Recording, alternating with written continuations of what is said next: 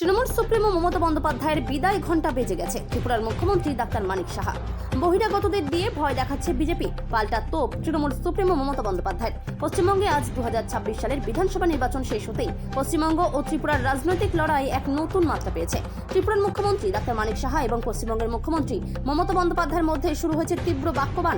ত্রিপুরার মুখ্যমন্ত্রী ডাক্তার মানিক সাহা আগরতলায় এক বৈঠক শেষে সাংবাদিকদের মুখোমুখি হয়ে বলেন, পশ্চিমবঙ্গের তৃণমূল কংগ্রেসের দিন ফুরিয়ে এসেছে। মমতা বন্দ্যোপাধ্যায়ের বিদায়ের ঘণ্টা বেজে গেছে।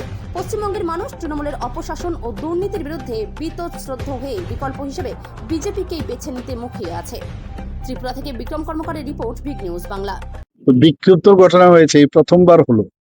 আদারওয়াইজ তো ওয়েস্ট বেঙ্গলের ইলেকশন কি হতো, তো সেই জায়গায় আস্তে আস্তে করে আজকে কিন্তু সেখানে প্রপার ইলেকশন হচ্ছে। আমি যতটুকু এখন পর্যন্ত যে টিভির পর্দায় বা মোবাইলে আমি যা দেখলাম, এটা ভালোই হচ্ছে। মানুষ তো খুশি হয়ে বলছে যে প্রথমবার এইভাবে ভয় মুক্ত এটা ওয়েস্ট বেঙ্গলে গিয়ে আমরা ভোট দিতে পেরেছি। কয়েক জায়গায় হচ্ছে, কারণ এগুলো তো বহুদিনের পুরনো অভ্যেস, ন্যাচারালি তো এই অভ্যেস থেকে বেরিয়ে এসছে। দেখা যাক রেজাল্ট, তো আমরা তো আশাবাদী এবং নিশ্চয়ই রেজাল্ট ভালো এবং আশা করি ওখানে আমরা ভালোভাবে জিতব। আর পশ্চিমবাংলা এটা একটা মানে আমাদের কাছে শুধু না, সারা ভারতবর্ষের মানুষ তাকিয়ে আছে পশ্চিমবঙ্গের রেজাল্ট নিয়ে। কারণ দেশের ভবিষ্যতের জন্য এবং পশ্চিমবাংলার ভবিষ্যতের জন্য, নেক্সট জেনারেশনের জন্য পরিবর্তন খুবই দরকার। এবং যেভাবে এবার এখানে ইলেকশন হলো, আমার মনে হয় যে নিশ্চিত, আমি আগেও বলেছি ইলেকশনের সময় তো নিশ্চিতই বলি যে নিশ্চিত যে ভারতীয় জনতা পার্টির সরকার সেখানে করতে যাচ্ছে। স্যার, একটা বিষয় হচ্ছে এডিসিতে খুব নজিরবিহীনভাবে চাকরি দেওয়া। যেভাবে ওয়েস্ট বেঙ্গলে ইলেকশন হয়েছে, যেখানে যেখানে এই ধরনের দুর্বৃত্তরা ইলেকশন করতে বাধা দেয়, এটাও কিন্তু একটা স্যাম্পল স্টাডি। তোমাদের কম্পিটিশন কমাও, তবে আমি এত খালি গলায় বলতে পারবো।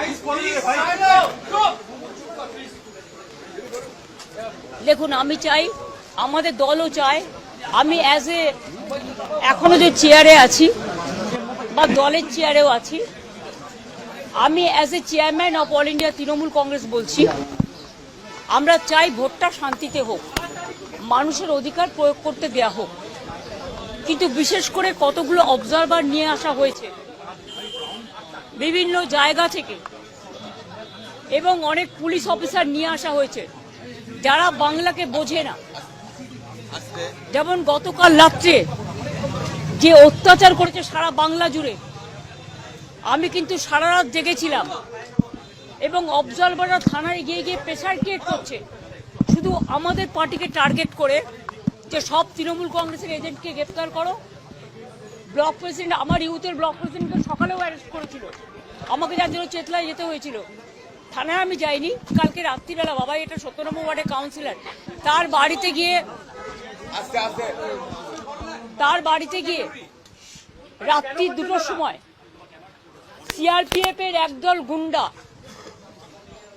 Sorry not goonda, CRPF force, without state police, without local police, they attacked his house. এবং ওর বউ একা বাড়িতে ছিল বাচ্চাকে নিয়ে।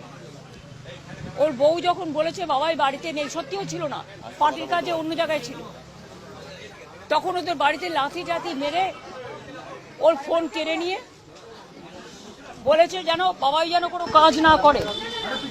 আমি আপনাদের দেখাতে পারি, ওর বাড়িতে রাত্রিবেলায়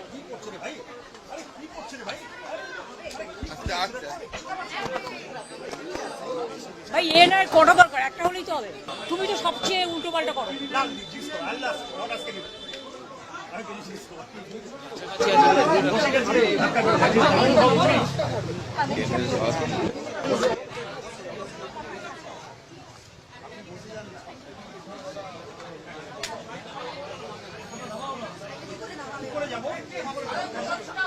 দেখুন, কাল রাত্রে বাবার বাড়িতে গিয়ে